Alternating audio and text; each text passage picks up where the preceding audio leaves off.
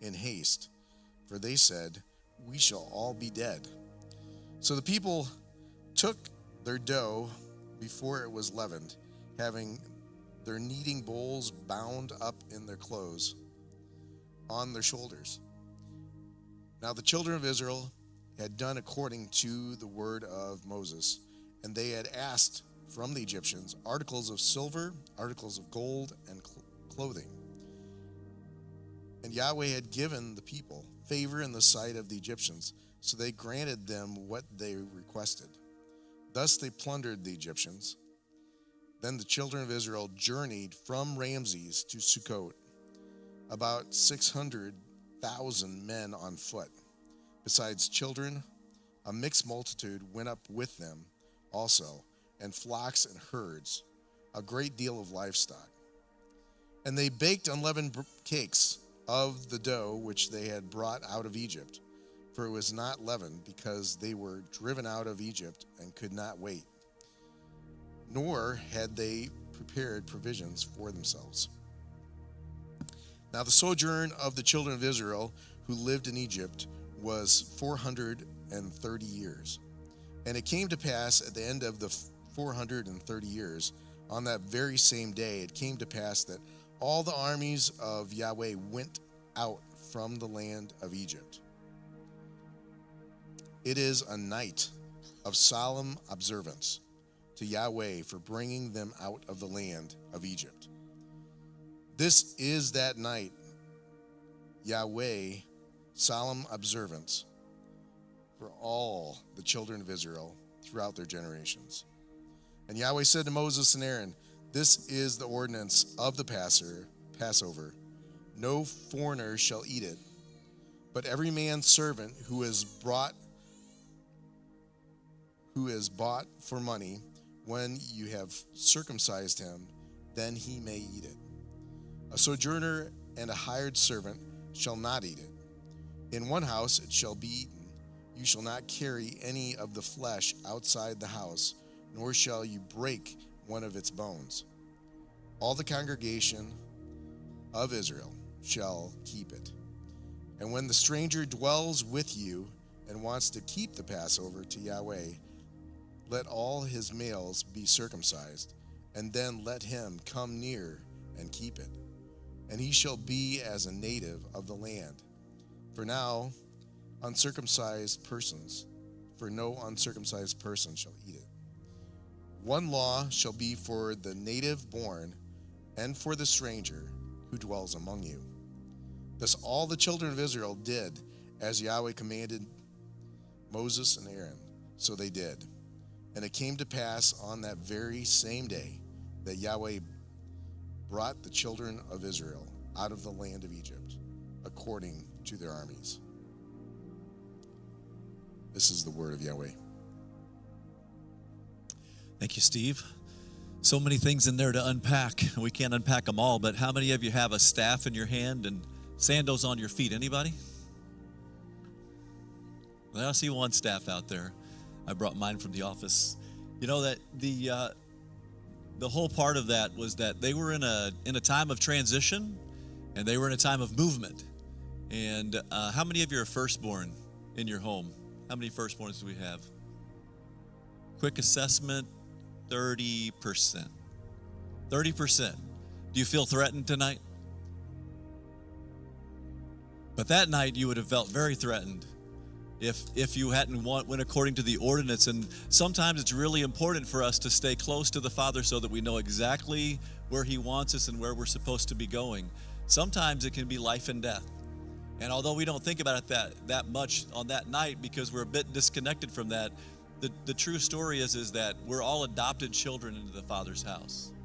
And I'm so glad that we have that door open for us to come in and to enjoy all the benefits that Yahweh had. So we're going to transition and eat our meal this evening. But as we talk about that, just for a couple of minutes, as we share a meal tonight, same as they shared a meal that evening for the Passover, we're remembering and we're looking at the plan that unfolds from Passover to the Passover lamb that Yahweh provided for all of us. And we're told to remember this from generation to generation. As a matter of fact, we're told that when your children come and ask, and there's supposed to be some reason your children would ask, it's because as parents, we're supposed to be doing these things. Then they're supposed to be, oh, that's kind of weird. On the 10th day, we're going out to take a lamb. How many of you have ever went and got a lamb from the folds? Anybody? And brought it into your house? Well, I know from experience people who have, and they say it's a hard thing to take that lamb into your home and to have it there for a few days and then know that that's going to be a sacrifice so that we can honor and commemorate what happened in Israel, in Egypt when the children of Israel were coming out. And so sometimes we're a bit disconnected, but at the same time, we're connected to the Father, and through all these things, we're to remember these things and we're to give our children this heritage. So the Israelites would be anticipating what would happen on the evening and probably very nervous, especially the firstborn, about what was coming. Moses and Aaron had told them that the firstborn of Egypt and everyone who did not have the blood of the lamb on their doorposts would face the death angel. The firstborns would have definitely been the subject of the evening, and the Israelites would have put the blood of the lamb they had been keeping inside for the last few days on their doorposts as they were instructed to mark their homes. And we're supposed to mark our homes as well. We're supposed to have visible signs around us that know that we serve and worship Yahweh. The contents of the meal that we have tonight are matzo balls, soup, unleavened bread as symbols of the first Passover that we just read about. And we also have some bitter herbs, which Steve read about in verse 8 of Exodus 12. They shall eat the flesh that same night roasted with fire, and they shall eat with it unleavened bread and bitter herbs. Why do you think that they were instructed to eat bitter herbs? Affliction. Yeah, how many years was it they were in Egypt? And how many generations does that count for? Yeah, a little over 400 years. How many generations is that? What's that? At least 20 generations. So they were looking for a promise that's longer than their lifespan. Are we looking for a promise that's longer than our lifespan and our children's lifespan? Because that's the way the Father thinks. And for us, we're thinking about eternity, and we're thinking about the things that He's bringing us to, which are all good things for us to talk about tonight. But the bitter herbs were for affliction. And how many of you like bitter herbs? Not fair. You need to find something that afflicts your soul. Yeah, horseradish for me is one of those things that's like. And it also stands, their lives are bitter because of the bricks. And maybe it's good at your tables as we're going through, if you have children there, to have them ask some questions about Passover, see what's on their mind and find out what they have. Because if it's important enough for the Father to put down, when your children ask, there should be reasons, and we should be compelling our children to ask about the worship of Yahweh. And sometimes we can go through a long period of time in our homes where there's not a lot of spiritual talk, but we're really busy doing stuff. Anybody feel that way? Sometimes we don't have a lot of spiritual talk, but we have a lot of busyness going on, and we're not like making an effort, or we're not, I know we all tried to some degree, but maybe we're not making time and making room and making that a priority on our list. So an encouragement for all of us to do that this evening. Okay, can I ask Luke, would you come up and say a blessing for the meal as we start this evening? If you guys all want to stand as we ask a blessing on the meal.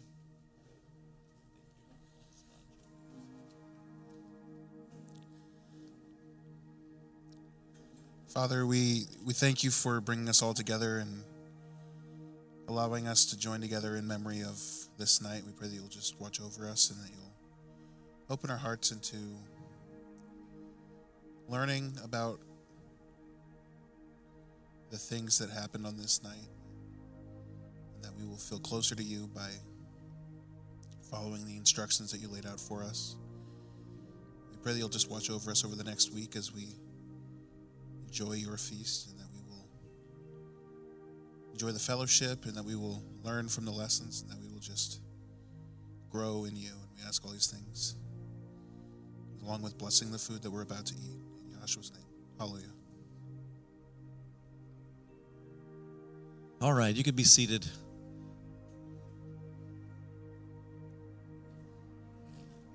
Robert, you want to just start dismissing 2 or 3 of the tables at a time? Go around.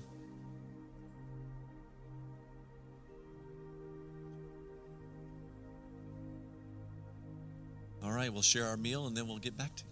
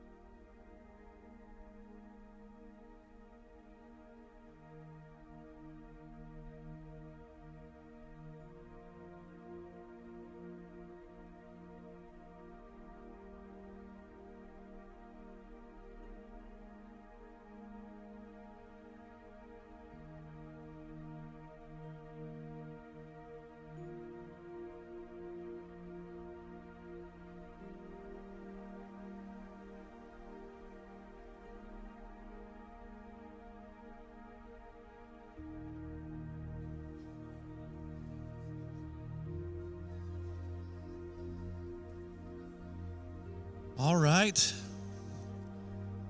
Wow, that was a really good meal, wasn't it? Yeah, it was good. We appreciate everybody that helped out, organized all the stuff that we have for this evening to make it a special event, because it truly is a special occasion for everything that we're doing. And I'd like to say that Israel ate like this when they were in Egypt, but I think somehow it was a bit constrained. And they had a lot of things to go through still yet. You know, they really didn't know what Pharaoh was going to do and how it was all going to play out. We have the benefit of seeing the scriptures.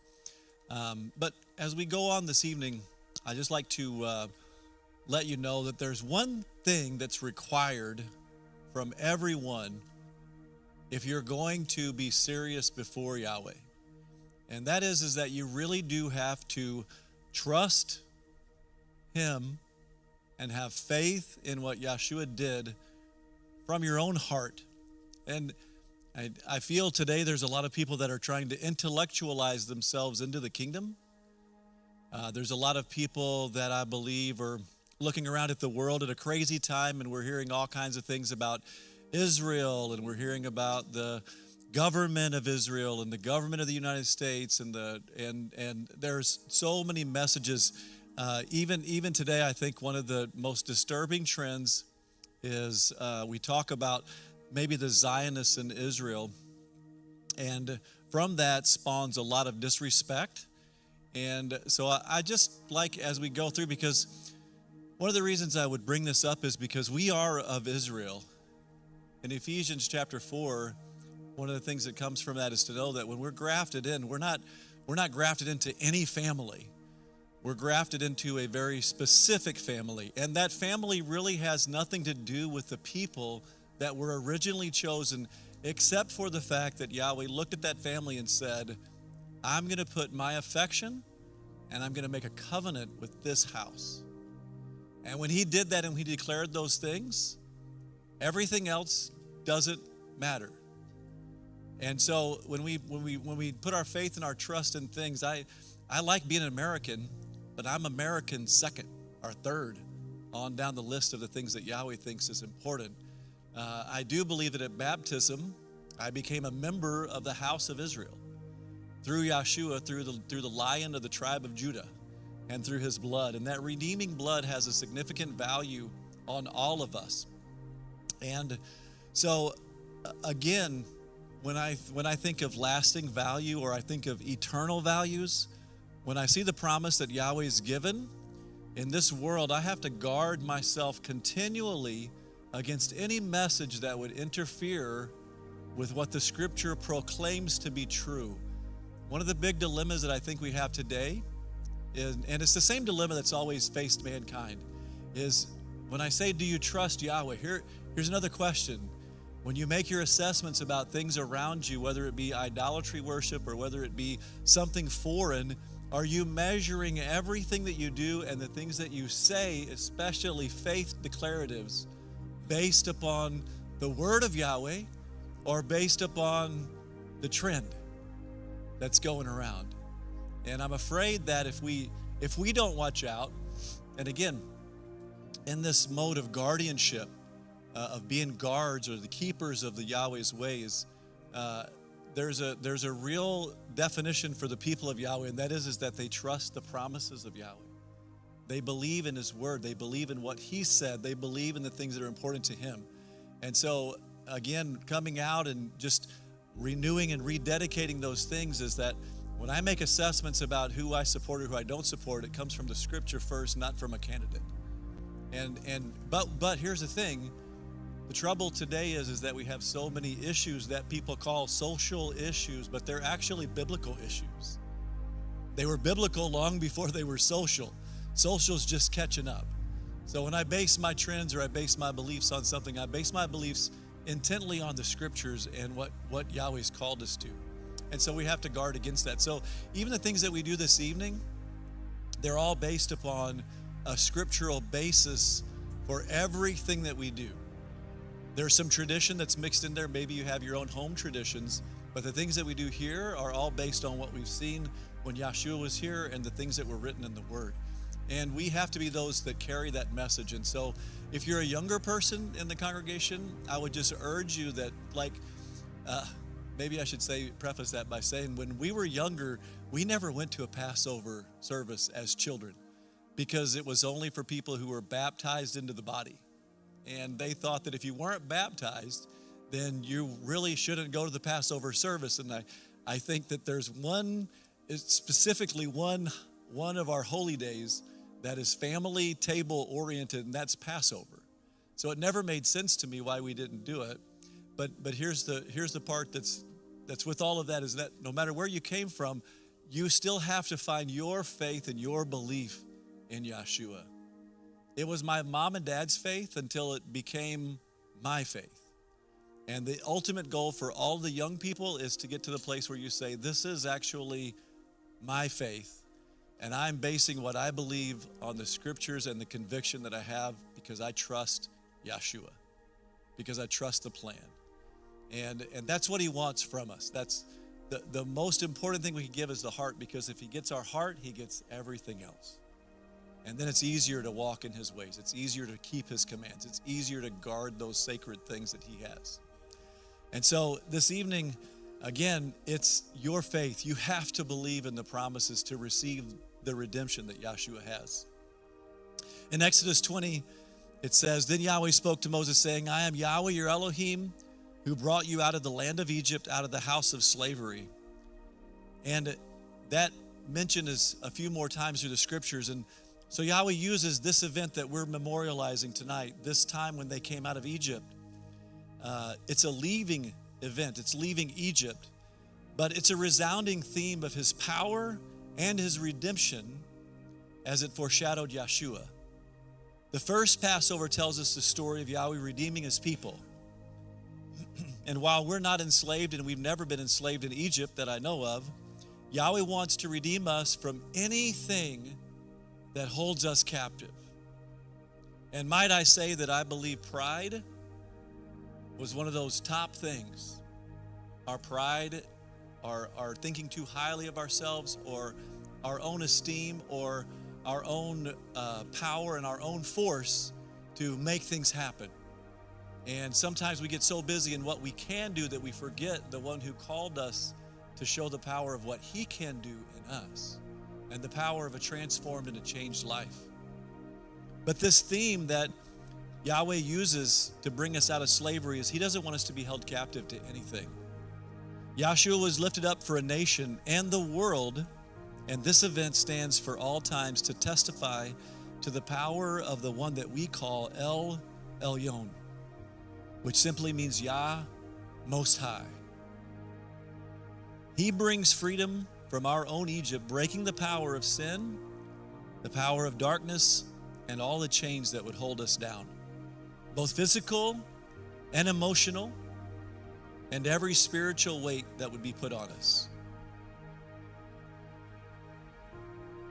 Yahweh has spent his time from Eden, I believe, trying to equip a people to reverse what Adam and Eve did in the garden, and that we've been handed down. And when that first Passover lamb was given for the firstborn, there was something that was put in motion through that event that we recognize, and we get to be the benefactors of what they went through for so many years. And the worst of all is to see people who know Yeshua, but they're still captive and bound. And even in my own life, I can personally tell you that there are times when I think, I'm free. I should know better than that.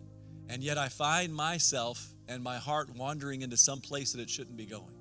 And we all have to guard against that, and we have to be careful of those things. But tonight is a night to renew that commitment. And I would urge you, not from my own urging and my own need or my own heart, but just because we're all in this life together and it's tough. In the trenches, it's hard. But Yeshua wants to redeem us from all of our trenches. And he wants to bring us to a better place. And when I say pride is one of those chief things that I think is up there, is if you can't get past your pride, then you're going to have a really hard time with everything spiritual. And for each one of us, we have to realize that where we end, that's where Yeshua begins. And so when Yeshua was with his disciples, And that night, he was telling them about things that were important and real, and even the activities that he chose to do, which Robert's going to come up and read about as we go into the next portion of the service this evening. I believe that one of the messages that he really wanted us to get a hold of was, number one, is we need to know who Yeshua is because of what he did for us. And on that evening, I'm sure that they were wondering, why is he doing this? It's all backwards. But you know, when Adam and Eve left the Garden of Eden, they had a pretty heavy weight on them for all the things that they just went through. And I can only imagine, you know, we have a long tradition of seeing how things play out in people's life, both good and bad. But they'd never seen the bad things play out before. They were experiencing all this because of poor decision making and poor trust in the one that created them. For the very first time, they were manipulated by someone whom they thought they could trust. They were taught to question everything about their existence in that garden. And I believe that some of the things that Yeshua did while they were puzzling, like, for instance, all the adults that wanted the attention of the Father, and they were looking at Yeshua about how they could get his attention so they could get closer, there were times when he would tell everybody, clear out of the way and just let those little children come up. And he put his hand on top of them, and he blessed them, and he was showing them that, hey, it's not about you. You may want the attention, but it's not about you. Bring those little children. Don't discount the least. And I think that the way that he did things was really what we needed. And when you examine a little bit deeper than just the surface value, you start finding that Yeshua really does want to free us in every activity. And so I'd like to call Robert up. He's going to come up and he's going to talk about the scriptures and about the next thing we're going to do, which is the foot washing according to the pattern that Yeshua set out. I'm sorry, just a second, Robert. We're supposed to be reading Isaiah 53. If I could get Silvorn to come up. Isaiah 53. That's our transition verse. Then we'll call Robert.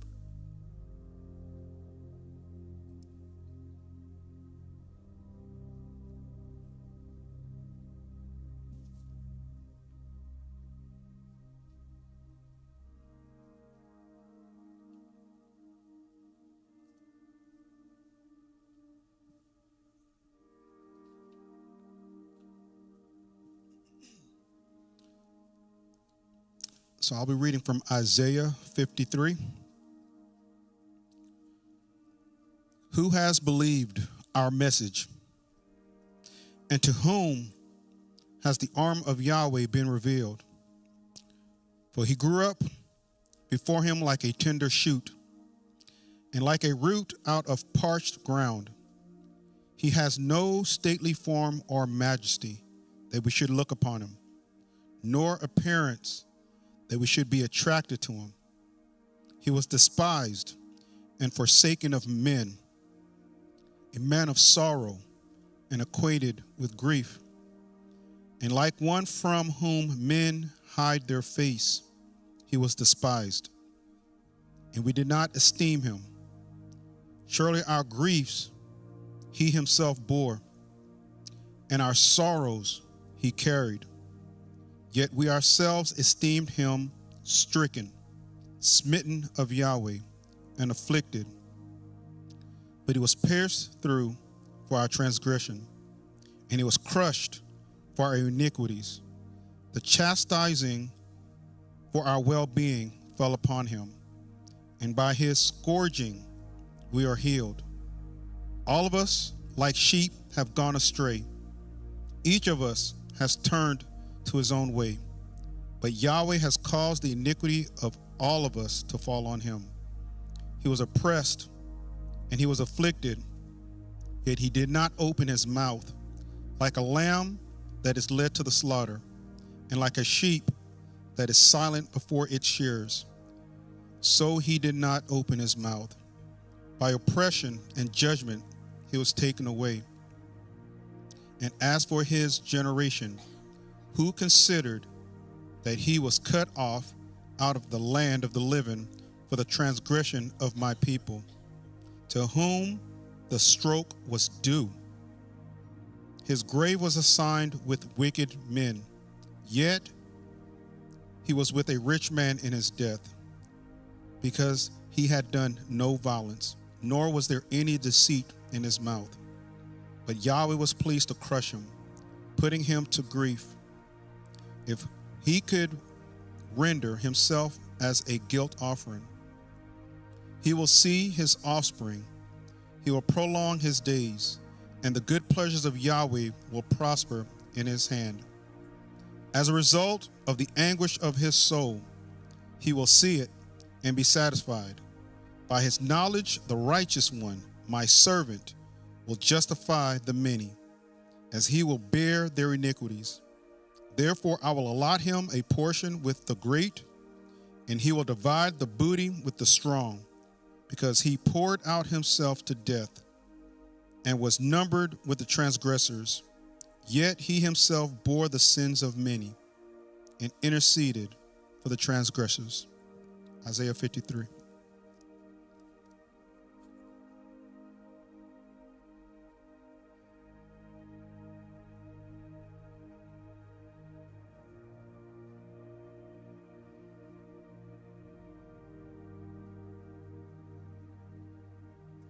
It's amazing how Yahweh spoke through his prophets, isn't it?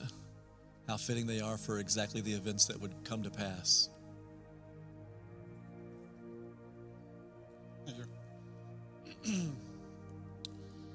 All right, this portion will be for the food washing. In a few minutes, we will be going into the dining room and partake of the following of a food washing ceremony according to the examples of our Master Yeshua and with his disciples. In reading the book of John, chapter 13, Yeshua, knowing that the Father had given all things unto his hands, and that he had come forth from Yahweh and was going back to Yahweh, got up from supper and laid aside his garments, and taking a towel, he girded himself. Then he poured water into a basin and began to wash the disciples' feet, and to wipe them with the towels with which he was girded. So he came to Simon Peter. He said to him, Master, do you wash my feet? Yeshua answered and said to him, What I do, you do not realize now, but you will understand hereafter. Peter said to him, Never shall you wash my feet. Yeshua answered him, If I do not wash you, you have no part with me. Simon Peter said to him, Master, then wash not only my feet, but also my hands and my head. Yeshua said to him, He who has bathed needs only to wash his feet, but is completely clean. And you are clean, but not all of you. For he knew the one who was betraying him. For this reason he said, Not all of you are clean. So then he had washed their feet and taken his garments and reclined at the table again, and said to them, Do you know what I have done to you? You call me teacher and master, and you are right, for so I am. If I then, the master and the teacher, wash your feet, you also ought to wash one another's feet.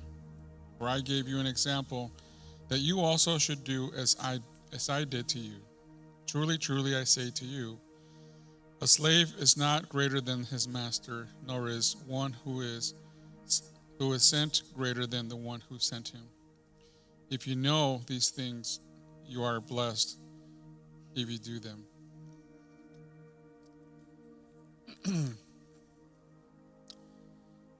There are some attitudes that are associated in foot washing that we keep in mind as we wash one another's feet. Hospitality. In times past, people would be in need of having their feet washed when entering a home because of the dirt and dust from their travels. So part of it is also to cleanse. Humility. Washing someone's feet definitely puts you in a position of service with your brother or sister and must have a hard time having their feet washed by another.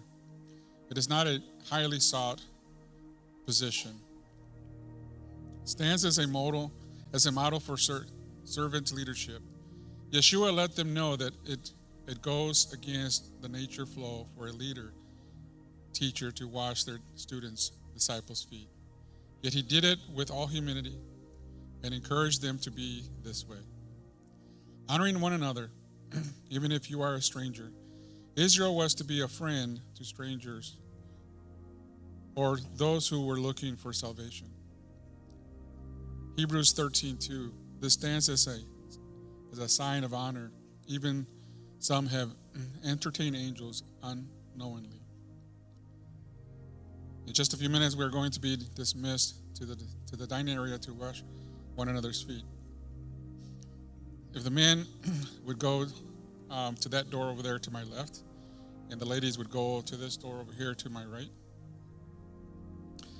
The supplies that you need should be there already. The tubs and the chairs should be ready for you guys to use. There's also pitchers, and you can go ahead and fill them up to get water from the tank, and then pour it into, after you're done with it, pour it into the trash so that it can be set up on each side. If you're a guest and you don't want to participate, that's okay. That's not a problem. You can wait here, or you can come over and observe as to what we do. It's not a secret. We're just being humble and washing each other's feet. It's not a ritual. It's just a remembrance of what Yeshua told us to do. So again, if you are a guest or don't know exactly what it's about, I encourage you to come over and learn, just like we're learning. Then we will come back here together as soon as we're done washing our feet, and we continue on with the evening. Thank you.